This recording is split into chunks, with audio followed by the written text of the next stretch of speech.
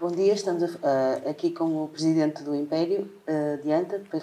Parabéns pela subida de divisão. Foi Obrigado. uma luta até ao fim, mas que acabou em festa. É verdade, foi uma luta. Esta luta já tem um ano de atraso.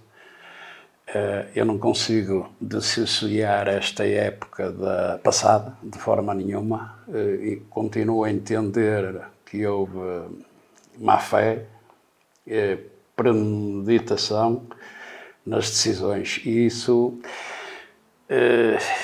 hoje, esta época, há 3 ou 4 casos similares ao do Império ano passado. Por isso, isto já é o mal que já começou a ganhar raízes. Basta acompanhar futebol, basta andar no futebol. E isto é o que eu lamento. Lamento que o futebol tem quase 40 anos. Eu sou da fundação do futebol. É lógico que houve evolução no futebol, é indesmentível por esta direção, aquela e aquela e aquela, por isso é que tem 40 anos, mas a nível de encarar o futebol na sua verdadeira essência para o que nasceu, com algum bairrismo, mas no fim do jogo, independentemente se houve situações menos claras, no fim do jogo as pessoas encontravam-se, partilhavam, falavam e não sei o que é. Hoje há um clima que está-se a instalar no futebol popular que eu não sei sinceramente onde é que vai terminar.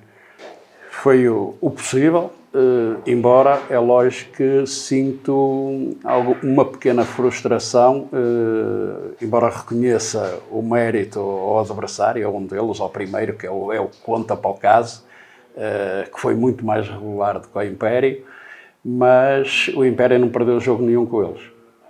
Okay? Nem com um segundo, perdeu um e ganha outro. Por isso o Império perdeu alguns pontos ou atrasou-se em jogos que não eram previsíveis esses resultados. E aí é um bocadinho culpa do Império, logicamente. Mas é assim, a preparação foi toda feita no sentido da subida de divisão. Da subida, claramente. Aliás, desde o início nos fizemos como um dos candidatos, embora entendíamos por as descidas da época anterior que vieram reforçar a segunda divisão, que se havia 3, 4 na época anterior a esta, e por isso é que teve a competitividade que teve, havia ali um leque de 5, 6, qualquer deles poderiam alcançar esses méritos. Estava a falar de algumas situações que foram acontecendo ao longo do campeonato que o fizeram duvidar que o Império subisse. Sim, houve pequenas decisões, pequenos castigos, pequenas penalizações. Eu considero, e isso são factos que ninguém nos pode desmentir. O Império, o ano passado, perdeu a taça de disciplina por a situação que foi, porque era o que ia ganhar a taça de disciplina, esteve em primeiro muito tempo. Este ano fica em segundo e eu considero que houveram decisões que pesa nos senhores árbitros. O que se tinha passado, o que se tinha dito, teve influência em alguns jogos que eu vi atletas meus a serem molestados com cartões amarelos, que noutros jogos eles seriam amarelos, vermelhos, roxos e tudo. E isso não acontece em certos jogos. Está-me a dizer que sente que ainda há problemas para resolver a nível da arbitragem e da organização do futebol popular? Bom, temos que entender todos, e eu sou dos que entendo, que a arbitragem é um foco problemático ao nosso nível, como ao nível de profissionais. Isso assistimos todas as semanas a casos desses. Agora, tentarem insinuar que os árbitros dos clubes, como sempre foi o futebol popular, embora hoje não o defendo de forma nenhuma, até porque as pessoas se esfriaram, estão mais idosas, ninguém está interessado nisso. Mas não há grandes diferenças. A primeira época, claramente se viu uma melhoria acentuada a nível de arbitragens. Hoje, grande parte dela está abaixo dos clubes bons em termos de arbitragem do popular. Não tenho dúvidas do que estou a dizer. Na sua opinião, o que é que tem que mudar? Tem que mudar a forma de arbitragens, têm que ser mais protegidos. Eu sou o primeiro a reconhecer que eles têm que ser protegidos por os órgãos sociais. em que hoje não os protegem de forma nenhuma. Não é eles correrem para um balneário sem justificação e terminassem o jogo e haver pesadas multas e não sei o que, sem reconhecer. Os árbitros erraram ou deixaram de errar. Por exemplo, eu digo, está escrito em regulamentos, temos 7 ou 8 artigos para penalizar árbitros e eu não vejo nenhuma penalização. Reconhece que houve uma evolução na organização?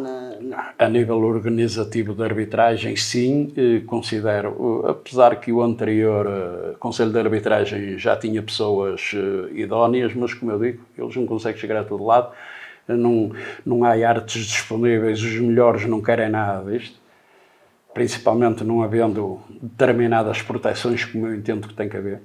Tem que haver. O futebol popular não pode andar em grande parte de jogos que se sente insegurança. E a nível de jogadores? Há mudanças, continuidade? Ora bem, isso é... Isto, nesta época do ano, é sempre um problema. Nós temos-los todos, mas podemos-los perder todos. Enquanto não houver fichas, antigamente, com o bairrismo, eu era império e sempre o fui. Hoje estou no Império, passado 2 dias ou 1 hora, assinam para outro clube qualquer, por isso. Contamos e tivemos um pequeno encontro com eles, todos. Aliás, fizemos um treino propositado já depois do campeonato acabar, para segurar os ânimos, para transmitir a saída de um treinador, a entrada de outro. Conviveram os dois nesse treino e pedimos que todos se mantivessem no Império. Vão iniciar todos a época, com os possíveis reforços que virão, e depois, como em qualquer clube, haverá lista de dispensas, essas coisas que são normais. Agora, processo normal. Dizer que o Império, neste momento, tem 20 ou 30, 25 jogadores, assim, mesmo com os condicionantes do que é verdade hoje, amanhã é mentira, temos um grosso de 20, 25 jogadores. E então, quais são os objetivos para a próxima época? Os objetivos... claramente são o manter na primeira divisão, que é das coisas que o Império ao longo dos anos nem sempre tem conseguido, já o conseguiu uma vez ou outra, era tentar estabilizar o clube na primeira divisão. Esse é o grande objetivo. Outros sonhos não os quero, não faz parte, temos que ser um bocadinho reais.